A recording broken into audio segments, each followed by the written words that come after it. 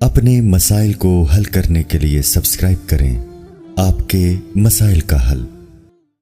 रात के आखिरी हिस्से में तहज्जुद पढ़ें या दुआ करें। रात के आखिरी हिस्से में तहज्जुद की नमाज़ पढ़ना सबसे अफजल बताया गया है। तो अगर फजर की नमाज से 1 घंटा पहले तहज्जुद की नमाज शुरू की जाए, फिर कुछ देर तक दुरूद शरीफ पढ़ने के बाद दुआ की जाए, तो क्या ये नमाज पढ़ने और दुआ की कबूलियत के लिए बेहतरीन वक्त होगा? अक्सा हबीब इंडिया से जी, सबसे बेहतरीन वक्त रात का आखिरी हिस्सा ही है, तहज्जुद का भी और दुआ का भी।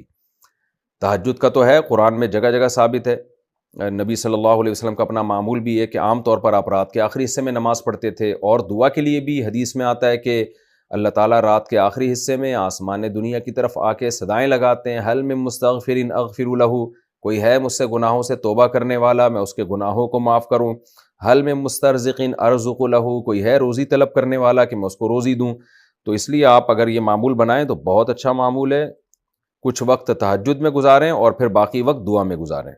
तहज्जुद का वक़्त कब से कब तक है? क्या तहज्जुद फ़जर की सुन्नत से पहले कभी भी पढ़ सकते हैं या इसका कोई भी वक्त फ़िक्स है? अरबास अंसारी इंडिया से।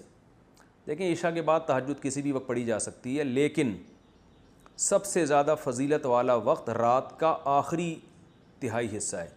यानी ईशा के बाद और सुबह सादिक के टाइम को 3 हिस्सों में डिवाइड कर दें बराबर बराबर, तो जो आखिरी तिहाई होगा वो सबसे बेहतर वक्त है तहज्जुद का। तो वो नहीं हो सकता तो कभी भी सोने के बाद उठ के तहज्जुद पढ़ सकते हैं, आधी रात को भी। बेहतर है कि नींद लें, सोने के बाद उठना ये तहज्जुद का अफजल वक्त है। और इसकी भी तौफीक नहीं मिलती तो सोने से पहले भी पढ़ी जा सकती है, लेकिन सबसे अफजल है आखिरी हिस्सा। फिर चलो आखिरी में नहीं पढ़ते, लेकिन थोड़ी नींद लेने के बाद उठ के पढ़ लेते हैं, ये भी गनीमत है। ये भी नहीं होता चलो ईशा के बाद पढ़ लो। तहज्जुद के बाद कुछ देर सोना क्या सुन्नत है? राशिद साहब लाहौर से पूछते हैं, जब हम तहज्जुद के लिए उठते हैं और तहज्जुद के बाद थोड़ी देर के लिए लेट जाते हैं तो लेट जाना सुन्नत है या सो जाना सुन्नत है, और ये सुन्नत है या नहीं, इस बारे में रहनुमाई फरमाएं। जी हाँ भाई, सुन्नत है। रसूलुल्लाह सल्लल्लाहु अलैहि वसल्लम तहज्जुद की नमाज के बाद कुछ देर हल्की नींद लिया करते थे, क्योंकि वो वक्त थोड़ा सही होता है, तो थोड़ी देर आप सोया करते थे। जब हज़रत बिलाल अज़ान कहते थे, फजर का वक्त दाखिल होता था, तो नमाज से थोड़ी देर पहले आप आराम फरमाया करते थे। तहज्जुद में जहरी क़िराअत।